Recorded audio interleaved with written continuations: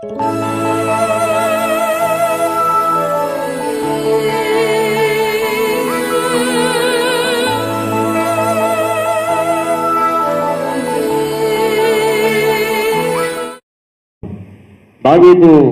ఆ చరిత్రను మనం చూస్తే దావీదేమి కూడా ఒక రాజు యొక్క కుమారుడు కాదైన సామాన్యుడు. ఆయన తండ్రి అయినటువంటి యెషయి ఒక సామాన్యుడు. ఆయనకు కలిగినటువంటి కుమారులు వారందరిలోకి ఆ కుమారులందరిలోకి కూడా దావీదు కడసారివాడు. ఆ కుమారుడు అంటే తండ్రికి చాలా ఇష్టం, చాలా ఇష్టం. తన బిడ్డలందరూ కూడా రాజు అయినటువంటి సౌలు గారి దగ్గర కొలువులో పనిచేస్తూ ఉన్నప్పటికీ కూడా ఈ దావీదును మాత్రం ఆయన పశువుల కాపరిగా ఉంచాడు, పశువుల కాపరిగా ఉంచాడు. ఎందుకంటే దావీదులో ఉన్నటువంటి ఆ నమ్మకత్వం, తండ్రి మీద ఆయనకు ఉన్నటువంటి ఆ నమ్మకం. ఒక పనిని మనం అప్పగించినట్లయితే ఆ పనిని చేయడానికి సమర్థత కలిగిన వాడిని మనం ఆ పనికి నిర్ణయించడం జరుగుతుంది. ఒక పని ఇతనికి ఇతను చాలా నమ్మకంగా చేస్తాడు. ఆవిడికి అప్పగిస్తే ఆవిడ చాలా నమ్మకంగా ఈ పని జరిగిస్తుంది. ఈ యవనస్తుడికి ఈ పని అప్పగిస్తే ఈ పనిని సక్రమంగా నిర్వర్తిస్తాడనే ఒక నమ్మకం మనలో ఉన్నట్లయితే ఆ పని ఆశీర్వాదకరంగా జరుగుతుంది. కనుక దావీదుకి ఆ తండ్రి అప్పగించినటువంటి పని ఏంటంటే పశువులను కాయడం, తనకున్నటువంటి మందను మేపడం. ఆ మందను మేపడంలో దావీదు చూపిస్తున్నటువంటి ఒక నమ్మకత్వం. ఎందుకనంటే అడవిలో చాలా రకాలైనటువంటి ఆ క్రూర మృగాలు పశువులను వెంటాడి వేటాడుతూ ఉన్నప్పుడు అలాంటి వాటి నుంచి తన ఆస్తిని లేదా తన తండ్రి తనకు అప్పగించినటువంటి బాధ్యతను ఆయన ఏ విధంగా కాపాడుతూ ఉన్నాడు. వాటి నుంచి తన యొక్క పశువులను కాపాడుకోవడానికి దావీదు పెట్టుబడి ఏర్పడుతున్నాడు. ఎందుకనంటే ఆయన అంత శక్తిమంతుడేం కాదు, బలవంతుడు కాదు. క్రూర మృగాలు అనగా ఈ సింహాలు లేదా పులులు, ఎలుగుబంట్లు వాటి నుంచి గొర్రె పిల్లలను కాపాడుకోవడం అదంతా జరిగే పని కాదు. కానీ ఈయనలో ఉన్నటువంటి ఒక ధైర్యం ఏంటంటే నేను నమ్మిన నా దేవుడు నాకు తోడుగా ఉన్నాడు. హల్లెలూయా. దావీదును గురించినటువంటి దావీదుకు దేవుడిచ్చినటువంటి ఆశీర్వాదాన్ని మనం ఇక్కడ చూసినట్లయితే 19వ వచనంలో 7వ అధ్యాయంలో ఆయన ఏమంటాడు, ఎంత హెచ్చుగా చేసినదంతా నీ దృష్టికి కొంచెమే, మానవుల పద్ధతిని బట్టి బహుకాలము జరిగిన తర్వాత నీ దాసుడనైనా నా సంతానమునకు కలగబోవు దానిని గూర్చి నీవు సెలవిచ్చాను. యెహోవా నా ప్రభువా, దావీదు అని నేను ఇక నీతో ఏమి చెప్పుకొందును? యెహోవా నా ప్రభువా, నీ దాసుడనైన నన్ను నీవు ఎరిగి ఉన్నావు. నీ వాక్కులను బట్టి నీ ఇష్టానుసారముగా ఈ ఘనకార్యములు జరిగించి నీ దాసుడునకు నాకు దీనిని తెలియజేసేది. కాబట్టి దేవా యెహోవా, నీవు అత్యంతమైన ఘనత గలవాడవు, నీ వంటి దేవుడు ఒక్కడును లేడు. ఎంత గొప్ప మాట దేవుని సన్నిధిలో దావీదు ఉపయోగిస్తూ ఉన్నాడు, వాడుతూ ఉన్నాడు. ఎంత గొప్ప ఆశీర్వాదకరమైనటువంటి మాటను దావీదు వాడుతూ ఉన్నాడు. ఏమనంటున్నాడంటే అత్యంతమైన ఘనత గలవాడవు. ఈ లోకంలో మనం ఎవరిని ఘనపరుస్తున్నాం కదా, ఎవరెవరినో ఘనపరుస్తూ ఉంటాం. కొంతమంది ఫిల్మ్ స్టార్స్ని ఘనపరుస్తూ ఉంటారు, కొంతమంది పొలిటికల్ లీడర్స్ని కనపరుస్తూ ఉంటారు. మరి ఈ దినాన్ని మనం చూస్తే చాలా కఠినమైన కష్టమైన దినాల్లో ఉన్నాం. నిజమైన దేవుడు ఎవరో తెలియక వెతుకుతూ ఉన్నారు మనుషులు. హల్లెలూయా. ప్రార్థన చేసేవాడు ఉంటే బాగుండు, నా కొరకు ప్రార్థన చేసేవారు ఉంటే బాగుండు, నా కొరకు దేవుని సన్నిధిలో కన్నీరు కార్చేవారు ఉంటే బాగుండు. నేను ఏ విధంగా తప్పించబడగలను, ఏ విధంగా నేను బ్రతకగలను కదా, ఈ సమాజంలో నేను ఎక్కడ తిరగాలి, ఎక్కడికి వెళ్తే నేను ఆశీర్వాదకరంగా ఉంటాను, ఎక్కడికి వెళ్తే నేను భద్రతగా ఉంటానని ప్రతి ఎవరు కూడా ఊహించలేకపోతూ ఉన్నారు. ఎక్కడికి వెళ్దామన్న భయం. అబ్రహాము, ఇస్సాకు, యాకోబుల దేవుడు కదా, అబ్రహాముని పిలిచి ఆయనకు ఒక మార్గాన్ని ఇచ్చి ఆయనకు ఉన్నతమైనటువంటి స్థానాన్ని ఇచ్చి మాట వినే దేవుణ్ణి నేను చూచాను, నన్ను చూచిన దేవుణ్ణి నేను చూచాననే ఒక మంచి సాక్ష్యాన్ని అబ్రహాం ఇవ్వగలిగాడు. అలాగే ఇస్సాకు, యాకోబు కదా, వీళ్ళందరూ కూడా దేవుని ఆశీర్వాదాన్ని పొందుకున్నారు. ఇస్సాకు చిన్నతనంలోనే దేవునిని చూచాడు, దేవుని రూపాన్ని చూచాడు. హల్లెలూయా కదా. అబ్రహాము తన కుమారుడైనటువంటి ఇస్సాకును బలిగా తీసుకుని అక్కడ మోరియా పర్వతం మీదకి వెళ్ళినప్పుడు అక్కడ ఆ కుమారుడికి బదులుగా పొదలో చిక్కుకున్నటువంటి ఒక గొర్రెని చూశారు కదా. పొద కాలిపోవడం లేదు, కానీ మంటలు ఆరిపోవడం లేదు. ఏంటిది అద్భుతం? ఏమిటిది అద్భుతం? ఎక్కడో చూడలేకపోయారు కదా.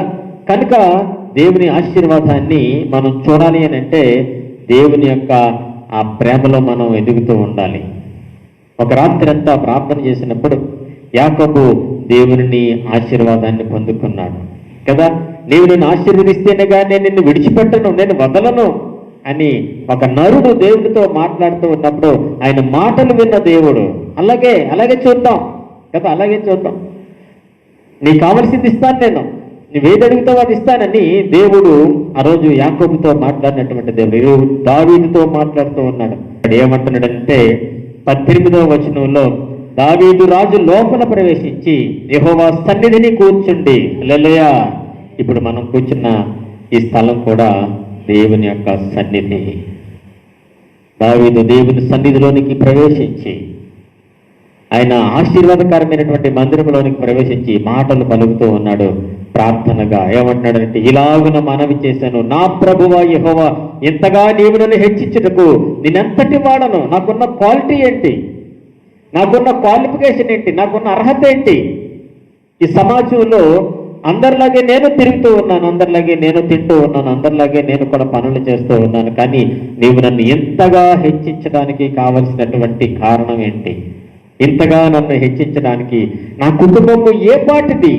నా కుటుంబము ఏ పాటిది కదా. చాలా చిన్న చిన్న ఉద్యోగాలు చేసుకుంటూ కూడా వారి కుటుంబాలను చక్కదిద్దుకుంటున్నటువంటి బిడ్డలు ఈ దినాలలో మనం చూస్తూ ఉంటాం చాలా చోట్ల కదా. చిన్న చిన్న వ్యాపారాలు. ఒక అతను చాలా చిన్న వ్యాపారం చేయడం ప్రారంభించాడు. చాలా చిన్న వ్యాపారం చేయడం ప్రారంభించి ఒక 5-6 సంవత్సరాలకి అతను ఒక ఉన్నతంగా కనిపించాడు. నాకు కనిపిస్తే, ఏం చేస్తున్నావు అని అంటే, అప్పట్లో నేను చాలా చిన్న వ్యాపారం చేశానండి, కానీ దేవుడు నన్ను ఆశీర్వదించాడు.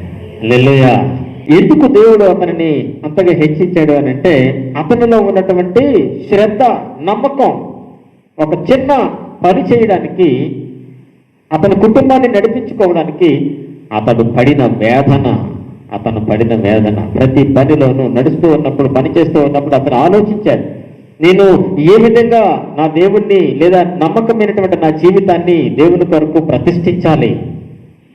దావీదు చెప్తూ ఉన్నాడు, అయ్యా ఇంతగా హెచ్చించడానికి నేను ఏ పాటి వాడిని? నా కుటుంబం ఏ పాటిది? ఇక్కడున్న మన కుటుంబాలను గురించి మనం ఆలోచన చేసుకుంటే, ఈ గ్రామంలోనే మన కుటుంబం ఏ పాటిది? చాలా చిన్నది. మనం ఏ పాటి వాళ్ళం? చాలా చిన్నవాడు. కానీ ప్రార్థనలో గొప్పవారిగా ఉండాలని దేవుడు ఆశిస్తూ ఉన్నాడు. హల్లెలూయా. మన కుటుంబం చిన్నదే, చాలా చిన్నదే, కానీ ప్రార్థన చేయడంలో మనం గొప్పవారిగా ఉండాలి. దేవుడిని స్తుతించడంలో మనం దీవించబడి ఆశీర్వదించబడి ఉండాలని దేవుడు కోరుకుంటూ ఉన్నాడు. దావీదు అదే చేస్తూ ఉన్నాడు. చివరికి దేవుని కొరకు ఒక స్టేట్మెంట్ ఇస్తూ ఉన్నాడు. ఏమంటున్నాడంటే, కాబట్టి దేవా యెహోవా, నీవు అత్యంతమైన ఘనత కలిగిన వాడు, నన్ను ఇంతగా హెచ్చించినటువంటి నువ్వు ఒక పనికిరానటువంటి వాడిని, పశువుల కాపరిని కదా, అడవిలో తిరుగుతూ పశువులను పెట్టుకునేటటువంటి నేను ఇంతగా హెచ్చించడానికి కారణం నువ్వే. నీ దృష్టి నా మీద ఉన్నది. కనుక ప్రియులారా, దేవుని దృష్టి మన మీద ఉంటే గనక, దేవుని దృష్టి ఎంత చిన్న కుటుంబం మీద ఉన్నప్పుడే మనము దీవించబడతామో ఆ కుటుంబము హెచ్చించబడుతుంది కదా. తనను తాను తగ్గించుకునేవాడు హెచ్చించబడతాడు. దేవుని దృష్టిలో మనం హెచ్చించబడాలి, దేవుని దృష్టిలో మనం ఆశీర్వదించబడాలి, దేవునిని ఘనపరచాలి. ఎవరైనా ఆశీర్వాదాల కొరకే ఎదురు చూస్తారు, కానీ ఘనపరచడానికి ఎవరు కూడా ముందుకు రావడం లేదు కదా. ఈ రోజున కొంచెం వర్షంగా ఉంది, అలాగే చలిగా ఉంది, లెగడానికి కొంచెం మనకి వీలుగా లేదు కదా. అయినప్పటికీ కూడా మనం దేవుని సన్నిధిలో ఉన్నాము అని అంటే, నేను ఉండాలి అనే సంకల్పం మనలో ఉంటేనే ఈ కార్యం జరుగుతుంది. హల్లెలూయా. దేవుని ఆశీర్వాదాలు ఊరికే కదా. దేవుని సన్నిధిలో దావీదు పరిగెత్తుకుని వెళ్ళి ఆయన మాటలు మాట్లాడుతున్నాడు. అత్యంత ఘనత కలిగిన వాడు, నన్ను ఘనపరిచావు నువ్వు, నన్ను హెచ్చించావు నువ్వు కదా. ఒక ఘనమైనటువంటి దేవుణ్ణి చూసినటువంటి దావీదు గారు ఆ దేవుణ్ణి మనకు పరిచయం చేస్తూ ఉన్నాడు కదా. ఇంకొక మాట ఉంది అక్కడే, కాబట్టి నీ వంటి దేవుడు ఒక్కడునూ లేడు, నీ వంటి దేవుడు ఒక్కడునూ లేడు, సాటి అయినటువంటి దేవుడు ఒక్కడునూ లేడు కదా. ప్రార్థన వినే దేవుడు ఒక్కడునూ లేడు. ఆ ప్రార్థనకి సమాధానం ఇచ్చేటటువంటి, ఎందుకనంటే ఆయన చూడలేదు, ఘనమైనటువంటి దేవుణ్ణి చూడలేదు. చాలా మంది దేవుణ్ణి, దేవతలను ఆ కాలంలో ఆరాధన చేశారు, కానీ తను అడిగినటువంటి ఆశీర్వాదాన్ని, ఒక పనికిరైనటువంటి వాడిని ఉన్నతమైనటువంటి స్థితికి తీసుకొచ్చినటువంటి ఒక దేవుణ్ణి దావీదు చూడలేదు. సామాన్యమైనటువంటి ఆయనను ఒక రాజుగా ప్రతిష్ఠించినటువంటి దేవుడు. హల్లెలూయా. యథార్థమైన దేవుడు. ద్వితీయోపదేశకాండము 32వ అధ్యాయము, ద్వితీయోపదేశకాండం 32వ అధ్యాయంలో 4వ వచనంలో ఉన్నటువంటి ఆ వచనాన్ని మనం చూద్దాం. 32వ అధ్యాయం 4వ వచనం. ఆయన ఆశ్రయదుర్గముగానున్నాడు, ఆయన కార్యము సంపూర్ణము, ఆయన చర్యలన్నయు న్యాయములు, నిర్దోషి అయి నమ్ముకొనదగిన దేవుడు, ఆయన నీతిపరుడు, యథార్థవంతుడు. హల్లెలూయా. నమ్ముకొనదగిన దేవుడు. ఎవరిని నమ్మాలి, ఎవరిని నమ్మకూడదు కదా. ఏ దేవుడిని నమ్మాలి, ఏ దేవుడికి మొక్కుబడి చెల్లించాలి, ఏ దేవుడికి ముడుపులు కట్టాలి, ఈ లోకంలో తెలియని వారు ఇంకా చాలా మంది తిరుగుతూనే ఉన్నారు. ఏ కొండకు వెళ్ళాలి కదా, ఏ ఊరికి వెళ్ళాలి, ఎక్కడెక్కడికో కొండలు తిరుగుతూ, ఎక్కడో అడవుల్లో ఉన్నదంటే అక్కడికి వెళ్ళిపోతూ ఉన్నారు కదా. ఎక్కడెక్కడికో దూరం 3 రోజులు 4 రోజులు ప్రయాణం చేసి ఎక్కడికో వెళ్ళి అక్కడ ముడుపులు కట్టి పారేసి వచ్చే వాళ్ళు చాలా మంది ఉన్నారు. జీవితాలు మారటం లేదు. బట్టల రంగు మార్చినంత ఈజీ కాదు నీ జీవితాన్ని మార్చుకోవడం. జ్ఞాపకం చేసుకో కదా. మనం ఏది మారిస్తే దేవుని ఆశీర్వాదాలు పొందగలుగుతామో జ్ఞాపకం చేసుకో. ఆయన చెప్తున్నాడు యథార్థమైన దేవుడు అంట కదా. నువ్వు ముడుపులు కట్టగలిగినటువంటి శక్తిమంతుడైనటువంటి దేవుడు, నీ ప్రార్థన వినేటటువంటి దేవుడు, నిర్దోషి అయి నమ్ముకొనదగిన దేవుడు. హల్లెలూయా. నిర్దోషి అయి అంటే ఏ దోషమో లేనటువంటి పవిత్రమైన పరిశుద్ధమైనటువంటి జీవితాన్ని కలిగినటువంటి దేవుడు అని చెప్తూ ఉన్నాడు. నువ్వు ఆశ్రయించడానికి కావలసినటువంటి ఆశ్రయ దుర్గము ఆయన కదా. ఒక బలమైనటువంటి దుర్గం. నీలో భయం కలిగినప్పుడు ఎటు వెళ్ళాలో తెలియనటువంటి పరిస్థితులలో మనం ఆ ఆశ్రయ దుర్గానికి వెళ్ళి ఆశ్రయాన్ని పొందగలుగుతాం. దేవుని బలమైనటువంటి చేతి కింద మన జీవితాన్ని పెట్టుకుని భద్రంగా కాపాడమని దేవునికి ప్రార్థన చేసినప్పుడు ఒక శక్తివంతమైనటువంటి ఆశీర్వాదంతో మనల్ని కాపాడే దేవుడు మన దేవుడు. హల్లెలూయా. హల్లెలూయా. వాళ్ళకి తెలియదు ఆ సీక్రెట్ ఏంటో. దావీదుతో పాటు ఆ మేపినటువంటి ఆ మంద కాపర్లకి, ఆయన ఫ్రెండ్స్కి తెలియదు, ఆయనతో పాటు ఆటలాడుకున్నటువంటి వారికి తెలియదు ఆయన ఇంతగా ఎలా ఆశీర్వదించబడ్డాడో. ప్రియులారా, ఆ సీక్రెట్ చెప్తున్నాడు ఆయన. ఏంటంటే యథార్థవంతమైన దేవుణ్ణి దావీదు కనుక్కున్నాడు. హల్లెలూయా. దేవుని పట్ల లక్ష్యము కలిగి ఉండాలి. యథార్థమైనటువంటి దేవుని పట్ల శ్రద్ధ కలిగి ఉండాలి. ప్రార్థన వినే దేవుడు నాకు దొరికాడు. ఇంకా దొరకని వాళ్ళు చాలా మంది బయట తిరుగుతూ ఉన్నారు. ఎవరు వింటారో తెలియదు, వారి కోరికలు ఎవరు నేరుస్తారో తెలియదు కదా, ఎవరు నెరవేరుస్తారో తెలియదు. చాలా మంది కానుకలు పెట్టుకుని వస్తూ ఉంటారు. మన దగ్గరికి వచ్చినట్లుగానే చాలా మంది చోట్లకి వెళ్తూ ఉంటారు కదా. ఎక్కడ ఏది కనపడితే అక్కడికి వాళ్ళు వెళ్ళి ఆ మొక్కుబడులు చెల్లిస్తూ ఉంటారు. అంటే అది అయిపోద్ది, ఏదో రకంగా జరగకపోద్దా, ఏదో దేవుడు నా మొక్కుబడి చేయకపోతాడా, ఎవరో ఒకరు నా మాట వినకపోతారా అనేటటువంటి భావమే తప్ప ఈ దేవుడే, అబ్రహాము దేవుడు, ఇస్సాకు దేవుడు, యాకోబు దేవుడే నా ప్రార్థన వింటాడనేటటువంటి ఒక గట్టి నమ్మకాన్ని కలిగి ఉన్నటువంటి దావీదు వంటి ప్రార్థన చేసేవాళ్ళు చాలా తక్కువ మంది ఉన్నారు. అందుకనే ప్రియమైన దేవుని బిడ్డలారా, దావీదు దేవుని గురించి ఈ మాటలు చెప్తూ ఉన్నాడు. ఏమంటున్నాడనంటే, నీ వంటి దేవుడు ఒక్కడును లేడు, యథార్థమైనటువంటి దేవుడు ఒక్కడు కూడా లేడు. నిజంగా చెప్పాలంటే రోమాపత్రికలో, కొత్త నిబంధనలో రోమాపత్రిక 3వ అధ్యాయం, కొత్త నిబంధనలో రోమాపత్రిక 3వ అధ్యాయము దీన్ని ఒకసారి 4వ వచనం, 3వ అధ్యాయము 4వ వచనాన్ని మనం చూస్తే రోమాపత్రికలో చూడండి. నీ మాటలలో నీవు నీతిమంతుడుగా తీర్చబడినట్లును, నీవు వ్యాజ్యమాడినప్పుడు గెలిచినట్లును అని వ్రాయబడిన ప్రకారము ప్రతి మనుషుడును అబద్ధికుడగును, కానీ దేవుడు సత్యవంతుడు కాక తీరడు. నువ్వు చెప్పలేవు కదా, దేవుని గురించినటువంటి తీర్పు నువ్వు చెప్పలేవు. సత్యవంతుడు కదా. ఎవరైతే ఆ పరిపూర్ణమైన పరిశుద్ధమైనటువంటి హృదయంతో, యథార్థమైనటువంటి హృదయంతో దేవునికి మొరపెడుతూ ఉన్నారో ఆ ప్రార్థన మీద కను దృష్టి నుంచేటటువంటి దేవుణ్ణి మొట్టమొదటిసారిగా మనం చూడగలుగుతాము. హల్లెలూయా. నీ ప్రార్థన వినే దేవుడు, అడిగిన వారికి మనం చెప్పగలిగి ఉండాలి కదా. నా ప్రార్థన విన్న దేవుడు నీ ప్రార్థన కూడా వింటాడు. మనం ఉండాల్సినటువంటి ఆ రక్షణ మార్గంలో మనం ఉన్నట్లయితే, రక్షింపబడినటువంటి వారి గుంపులో మనం ఉన్నట్లయితే, రక్షించబడినటువంటి సంఘంలో మనం ఉన్నట్లయితే, ఒక మహోన్నతమైనటువంటి సంఘంలో నీవు సభ్యునిగా దేవుని స్తుతించే వారముగా మనం ఉన్నట్లయితే రక్షణ ఆశీర్వాదాన్ని మనం రుచి చూడగలుగుతాం. మన దేవుడు, మనము నమ్మిన దేవుడు ఎలాంటి దేవుడు అని అంటే ఆశీర్వాదాలు మన కొరకు సిద్ధం చేసినటువంటి దేవుడు. నువ్వు ఇప్పుడు ప్రార్థన చేస్తావా ఎదురు చూస్తూ ఉన్నాడు. ఎప్పుడు నీ దగ్గరికి రావాలా అని ఎదురు చూస్తూ ఉన్నాడు. ఒక పావు గంట, అరగంట, లేకపోతే ఒక గంట మనం దానికి దేవునికి ఇవ్వలేకపోతే ఆశీర్వాదాలు ఎలా వస్తాయి? ఏ విధంగా దేవునిలో ఎలా వస్తాయి కదా. ఆశీర్వాదాలు ఊరికే రావు అన్న సంగతిని మనం జ్ఞాపకం చేసుకోవాలి. హల్లెలూయా. ఇంకొక మాట చదివి, మొదటి రాజుల గ్రంథం 8వ అధ్యాయం 56వ వచనంలో ఉన్నటువంటి మాట, ఒక మాట చదువుకుందాం చూడండి. ఎట్లనగా తాను చేసిన వాగ్దానం అంతటిని బట్టి ఇశ్రాయేలీలకు తన జనులకు నెమ్మది దయచేసిన యెహోవాకు స్తోత్రము కలిగి ఉండునుగాక. తన దాసుడైన మోషే ద్వారా ఆయన చేసిన శుభ వాగ్దానములలో ఒక్క మాట ఆయనను తప్పిపోయినది కాదు. దేవుడు మాటిచ్చినప్పుడు ఆ మాటకు కట్టుబడి ఉన్నటువంటి దేవుడు. నేను ఇది నెరవేరుస్తాను అని నీకు వాగ్దానం ఇచ్చినప్పుడు దానిని నెరవేర్చినటువంటి దేవుడు. దానిని నీ కొరకు ఆయన కార్యరూపంలోనికి తీసుకొచ్చినటువంటి దేవుడు మన దేవుడు. ఈ గ్రంథం ఇది, ఈ పరిశుద్ధ గ్రంథం ఇది అన్ని గ్రంథముల కన్నా ప్రామాణికం ఇది కదా. నమ్మదగిన గ్రంథం ఇది. దీంట్లో ఉన్నటువంటి ప్రతి విషయం కూడా నీవు నమ్మాలి. ప్రతి వాక్యం కూడా నువ్వు నమ్మాలి, మనం నమ్మాలి.